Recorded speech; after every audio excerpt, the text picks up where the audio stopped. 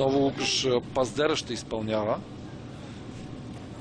Една все още неосъществена новина от лагера на Лудогорец. Появиха се в наши медии информации, че удар с гол от близка дистанция и гол. Голмайстор Даме Диоп в 300-та минута.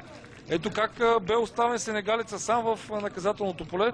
Получи и той някаква контузия след удара с глава, но някакси неочаквано след изпълнението на това странично хвърляне позволиха футболистите на Лудогорец да бъде отправено това центриране към сенегалеца Даме Диоп, който има и 5 гола в Чешката лига за 12 матча.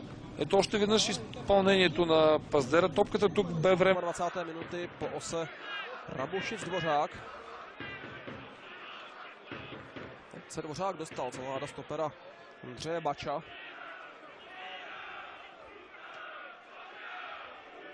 Hnaníček. Tohle je výborný míč pro Vukadinoviče a razíme tady obrovská šance, která končí gólem. Z ničeho nic je vyrovnáno na 1-1. Vukadinovič to provedl, ale náramně.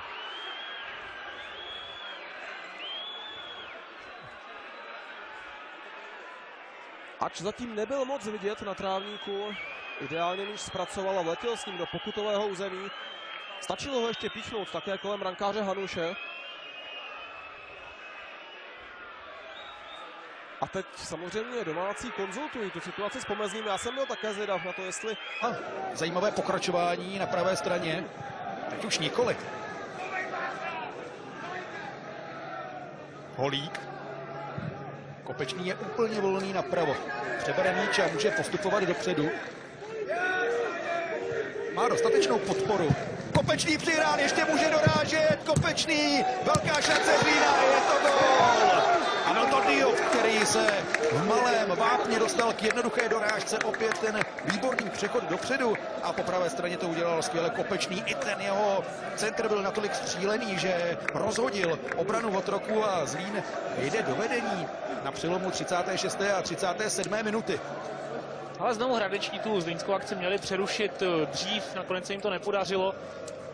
Tohle už je samotný závěr, tam se někdo z hradeckých nevrátil. Na zmatek se mu ještě nabíhá Matějov. Holík to nakonec bere na centr. Zase byl to takový přízemní pokus. Poznar. Zpátky u míče je Holík.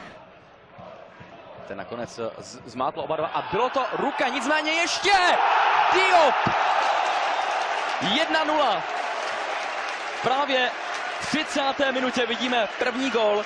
Byla tam nejprve ruka, ovšem rozhodčí Pavel Julínek to naprosto správně pustil. A Diop Dame, reprezentant v týmu Zlína ze Senegalu, tu pozici neměl vůbec složitou. Toto ovšem bylo výborné řešení od Holíka, který se odpoutal od dvou hráčů. Tady je ta ruka a díky... Diop už se zapojuje do hry, takže to zranění nebylo tak vážné. Centr do vápna. A Vukadinovič může jít sám, protože ostatní ho zatím nestíhají. Diop, zpracování. Diop jde sám, bere to na sebe, Diop! Nádherná střela, nádherná trefa. A Diop dokazuje, že dneska se prostě dobře vyspal. Tohle fotbalového fanouška baví. A také manažer Zlína Zdeněk Grigera má obrovskou radost. Diop Dame versus Karviná 2-0. Celé to začalo u tohoto muže, u Vukadinoviče, který přihrál Diopovi. Ten perfektně zpracoval. Holík si s ním nedokázal poradit.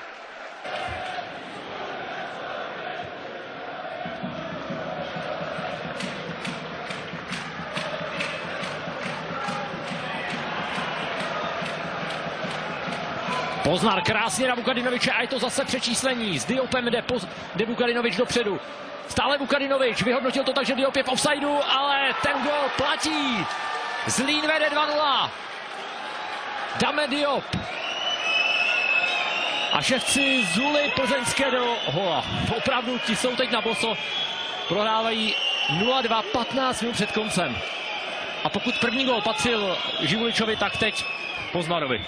Teď to chci říct, je to Vukadinovič, který tu akci vymyslel. Vynikající přechod do útoku, rychlý protiútok do otevřené obrany. Vukadinovič Mluvilo o tomto derby před jeho začátkem, tak tato návštěva na to, že jde o sobotní odpoledne. Krásné počasí, zhruba 15 stupňů Celsia, slunečno, tak na to, jak moc se nahlas mluvilo o výjimečnosti tohoto utkání před jeho výkopem, tak ta návštěva je slabá a pozor, tohle je branka. Tak Zlín nakonec přece jenom dokázal proměnit některou ze svých příležitostí. Nakonec se raduje Dame Diop, tedy útočník, který dokázal skórovat a vyrovnat na 1:1 po zhruba 8 minutách svého pobytu na trávníku. Tak Zlín přece jenom odměněn za tu svou aktivitu. Krásná akce Štěpána Koreše, jednoho z tahounů. Rozehrávku si na starost vezme Damien Budžema.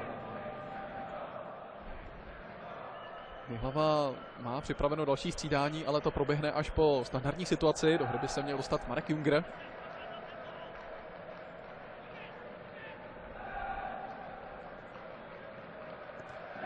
Budžemův centr přesně do středu pokutového území a Slavia snižuje v 82. minutě na 1:2. Jak to vypadá, tak to byl Dame Diop, který si připisuje možná velmi důležitý gól. Vidíme, jak se to ve zbytku zápasu bude vyvíjet dále. Dame Diop se prosazuje vůbec poprvé ve své sešívané historii.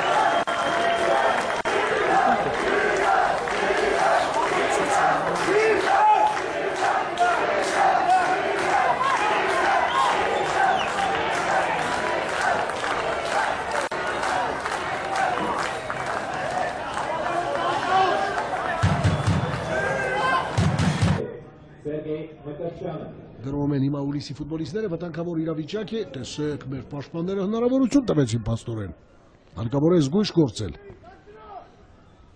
Դիոպ։ Մեծ ուժերով է գրում Շիրակը, շատ լավ է, 3-4-5 ֆուտբոլիստներ, Յորոն ազատ է, փոխանցում դեպի Յորոյին։ Վտանգավոր պա է, հարբաց, 3-1, 3-1։ Եվ գոլի հեղինակ է դառնում Սերժը, Սերժ Դեբլեն, 3-1, Դիոպ դամն է խփում գնդակը։ Այո, Դիոպ դամը դառնում է գոլի հեղինակ, դա տեղի ունեցավ հանդիպման 75-րդ րոպեին, 3-1։